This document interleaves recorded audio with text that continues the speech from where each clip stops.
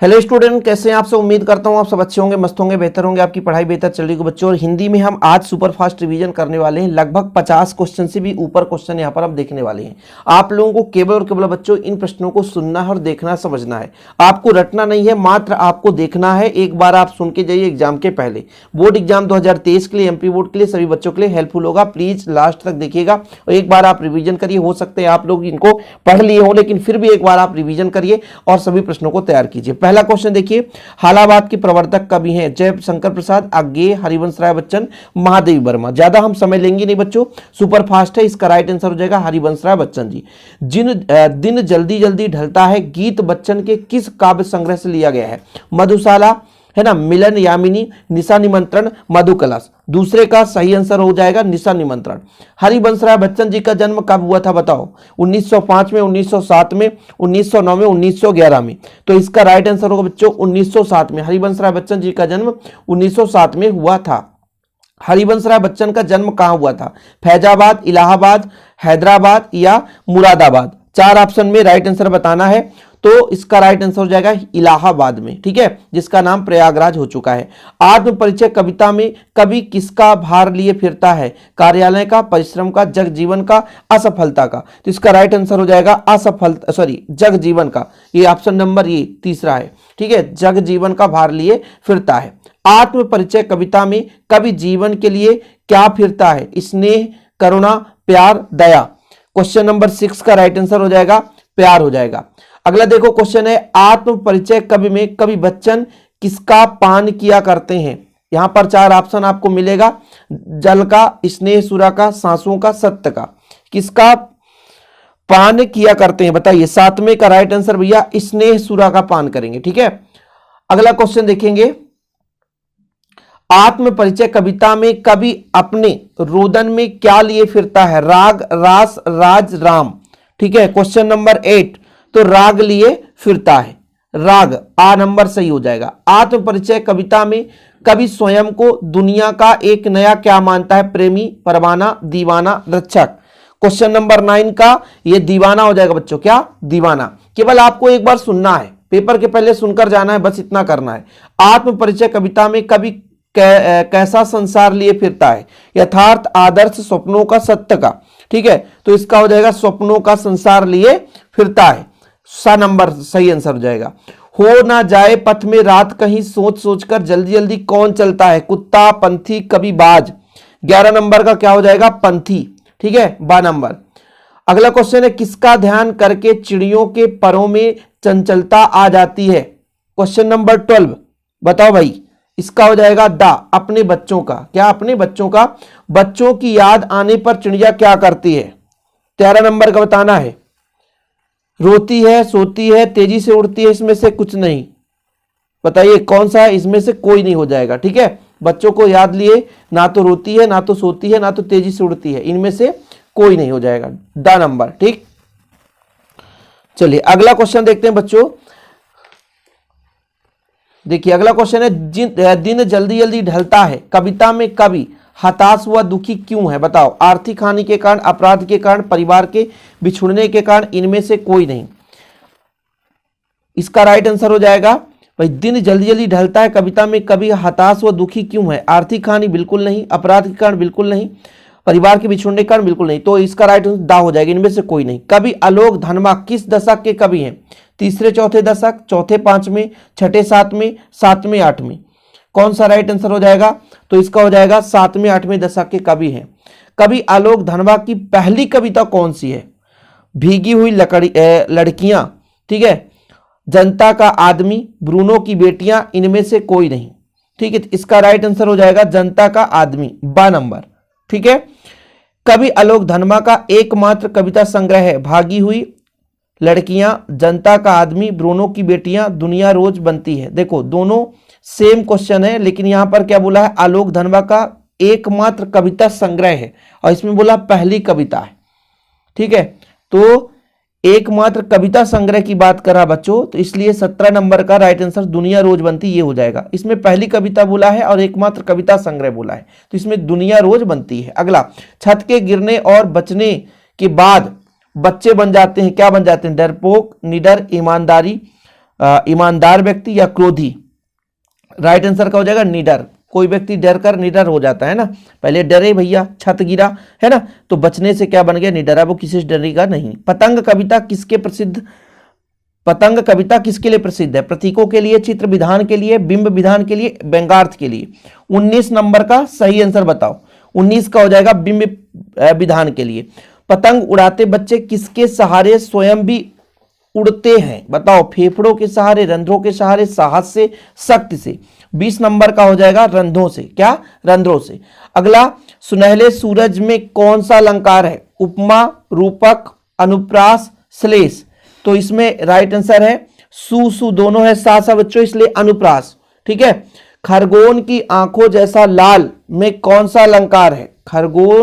खरगोश की आंखों जैसा लाल, इसमें कौन सा अलंकार है बताना है।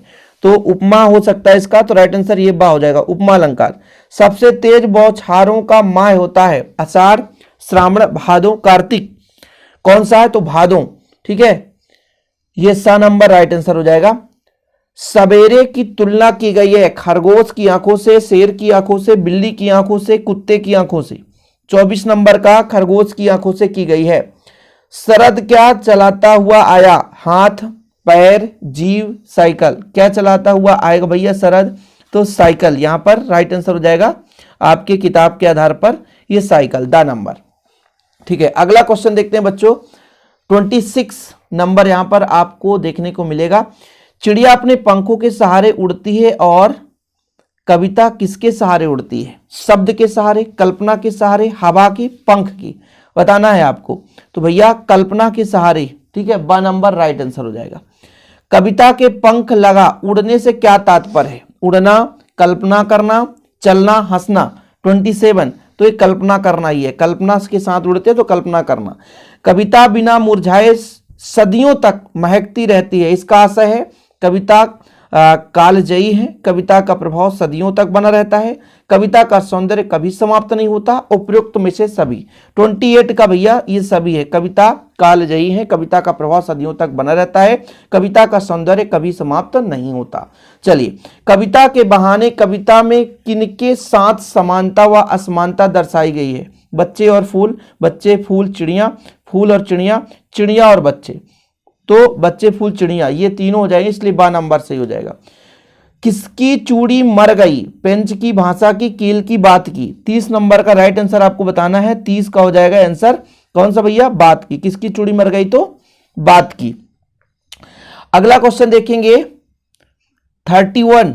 ठीक है, देखो बच्चों, रघुवीर सहाय की कविता कैमरे में बंद अपाहिज उनके किस काव्य संग्रह से ली गई है? ठीक है, बताना है। सीढ़ियों पर धूप से, आत्महत्या के विरुद्ध, हंसो हंसो जल्दी हंसो, लोग भूल गए हैं? तो इसका लोग भूल गए हैं, द नंबर राइट आंसर हो जाएगा। कैमरे के सामने लाया जाता है एक भिखारी को, एक नेता को, एक अपाहिज को, एक किसान को? तो बताना है किसको लाया जाता है? तो एक अपाहिज को लाया जाता है। हम समर्थ हैं, शक्तिमान हैं, ये कहा, थोड़ा सा यहाँ पर मिसप्रिंट है बच्चों। ठीक है, कहाँ बोला जाता है? कुछ ऐसा होगा, दूरदर्शन पर, रेडियो पर, मंच पर, सभा पर? तो यहां पर दूरदर्शन पर बोलेंगे, यहां पर ये शब्द मिसप्रिंट है, बोलेंगे। ठीक है, कवि के अनुसार प्रातःकालीन आकाश किसके जैसा लग रहा होता है? काले बादल जैसा, नीले शंख जैसा, घोड़े जैसा? इनमें से कोई नहीं। 34 नंबर का नीले शंख जैसा। कैसा? नीले शंख जैसा। उषा का जादू कब समाप्त होता है? सूर्योदय होने पर, वर्षा होने पर, बादल छा जाने पर, हवा चलने पर? 35, सूर्योदय होने पर उषा का जादू समाप्त हो जाता है। कवि के नीले जल में झिलमिलाती देह की तुलना किससे की गई है? कविता से, भोर के नभ से, बादल से या वर्षा से? ठीक है, 36, तो इसका राइट आंसर हो जाए भोर के नभ से। ये ऑप्शन नंबर बा सही होगा आंसर। अगला प्रश्न देखो बच्चों, शंख का रंग होता है नीला, सफेद, पीला, काला? कैसा होता है? तो इसका रंग होता है नीला होता है, ये आपका फर्स्ट नंबर राइट आंसर हो जाएगा। चौका लीपा जाता है मिट्टी से, राख से, रंग से, चूने से? चौका किससे लीपा जाता है? तो राख से लीपा जाता है। ठीक है, किससे? राख से। कवि निराला की कविता बादल उसके किस संग्रह से संकलित है? परिमल से, गीतिका से, बेला से, अनामिका से? तो इसका राइट आंसर हो जाएगा अनामिका से। बादल राग कविता में कुल कितने खंड है? 4, 6, 8, 10? बताओ कितने, तो 6 खंड हैं। कितने, 6। बादल राग कविता में गगन स्पर्शी स्पर्धा धीर कहा गया है किसको, आकाश को, श्वेत बगुलों को, बादलों को, गरीबों को। ठीक है, तो इसमें बादलों को कहा गया है। बादल राग कविता में गगन स्पर्शी बादल को ही कहा जाएगा। कुछ शब्द मिलते जुलते रहते हैं, अलग से हमको याद नहीं करना पड़ता। संसार के सभी लोग मुख्य रूप से किस लिए काम करते हैं, मनोरंजन के लिए, पेट भरने के लिए, धन संग्रह के लिए, दान करने के लिए। बताओ किस लिए भोजन करेंगे भैया, मुख्य रूप से लोग पेट भरने के लिए, है ना, क्या करते हैं, संसार के सभी लोग मुख्य रूप से किस लिए काम करते हैं, तो पेट भरने के लिए, मतलब उतना ही काम करते हैं जितना हमारा गुजारा चल सके। तुलसीदास के अनुसार पेट की आग को कौन बुझा सकता है, बनिया, किसान, मजदूर या राम। बताओ, तो भाई तुलसीदास जी राम के भक्त थे, तो राम इसका राइट आंसर हो जाएगा। तुलसीदास के अनुसार समाज के सभी को किसका अभाव है, मकान का, रुपए का, बच्चों का, आजीविका का। बताओ कौन सा हो जाएगा, तो आजीविका का। आंगन की गोद में माँ किसको लिए खड़ी है, 45 का भैया इसका राइट आंसर अपने बच्चों को। घुटनों को घुटने में लेकर माँ बच्चों से क्या करती है, नहलाती है, बाल में कंघी करती है, कपड़े पहनाती है, प्यार से देखती है, तो घुटनों में लेकर के कपड़े पहनाती है। छोटा मेरा खेत कविता के हिंदी रूपांतरण किसने किया है, रघुवीर चौधरी, उमाशंकर जोशी, आलोक धनमा, केशु भाई पटेल। तो रघुवीर चौधरी इसका राइट आंसर हो जाएगा। आकाश में कौन उड़ रहे हैं, कौए, कबूतर, बगुले या गिद्ध। 48, तो इसका राइट आंसर हो जाएगा बगुले उड़ रहे हैं। आगे देखिए यहां पर 49वां नंबर, किसके अंकुर फूटते हैं, किसके अंकुर फूटते हैं, तो इसका राइट आंसर हो जाएगा शब्द के अंकुर फूटते हैं। समन्वयवादी कवि कहा जाता है सूरदास, तुलसीदास, कबीरदास या केशवदास जी को, तो तुलसीदास जी को समन्वयवादी कवि कहा जाता है। फिराक गोरखपुरी का वास्तविक नाम क्या है, बताइए, तो रघुपति सहाय। फिराक गोरखपुरी को किस कृति के लिए ज्ञानपीठ पुरस्कार दिया गया, रंगे शायरी, गुले नगमा, बजमे जिंदगी, उर्द गजल गोई। तो इसमें राइट आंसर हो जाएगा गुले नगमा के कारण उन्हें ज्ञानपीठ पुरस्कार दिया गया। जन्म से ही वे अपने साथ लाते हैं कपास में कपास शब्द से क्या अभिप्राय है, बताइए। कपास शब्द से अभिप्राय है कोमलता। अगला है, कवि कुंवर नारायण की कविता बात सीधी थी पर उनके किस काव्य संग्रह से लिया गया है, बताना है आपको, कोई दूसरा नहीं, इन दिनों अपने सामने परिवेश हम तुम, तो इसका राइट आंसर कोई दूसरा नहीं, यहां से लिया गया है। रीतिकालीन कवि हैं दिनकर, भूषण, पंत, हरिऔध। बताओ 55 का राइट आंसर आपको बताना है, तो इसका है भैया भूषण जी। हिंदी पद साहित्य को कितने भागों में बांटा गया, हिंदी पद साहित्य को 4 कालों में बांटा गया, ये नंबर सही हो जाएगा। इस प्रकार से 56। आप चाहते हैं कि इसी प्रकार और रिवीजन हम आपको कराएं तो प्लीज आप लोग अपना राय कमेंट बॉक्स में जरूर बताइएगा, क्योंकि 50-50 क्वेश्चन आप 10 मिनट में रिवीजन कर रहे हैं। आप सो भी रहे होंगे तब पर भी आप कान में बच्चों एयरफोन लगा करके ऐसी चीजें रिवीजन कर सकते हैं, क्योंकि जब आपके पढ़ने का मन नहीं लग रहा होता है उस स्थिति में आप ऐसे ऑब्जेक्टिव क्वेश्चन आप इत्मीनान से आराम से सोइए, मोबाइल चालू कर लीजिए, तो कम से कम 10 मिनट पहले नींद नहीं आएगी तो इतने क्वेश्चन आपके तैयार हो जाएंगे। ऐसे ही किया करिए, जब आपको है ना पढ़ने का मन ना लगे तो आप टाइम डिस्टर्ब ना करके आप लोग मोबाइल पे यही चीज चालू कर लो, ना कि इंटरटेनमेंट, क्योंकि एग्जाम चल रहा है और एग्जाम के टाइम में जितना आप 1-1 मिनट 2-2 मिनट यूज कर लोगे उतना ही आपका हेल्पफुल होगा। और रिवीजन क्लास हम ला देंगे, अभी हम ये आपका क्वेश्चन बैंक ही है ना, आरोही भाग से हमने कराया है और ऐसे बच्चों आप लोगों के लिए हेल्प हम करते रहेंगे। आज के लिए इतना ही, वीडियो पसंद आए तो लाइक करके शेयर कर दें। जय हिंद, वंदे मातरम। और इसके पहले जो भी क्वेश्चन हमने अपलोड किया है उसका एक अलग से प्लेलिस्ट बना है, प्लेलिस्ट में ढेर सारे वीडियोज मिल जाएंगे, उसे आप लोग तैयार जरूर करिएगा। जय हिंद, वंदे मातरम।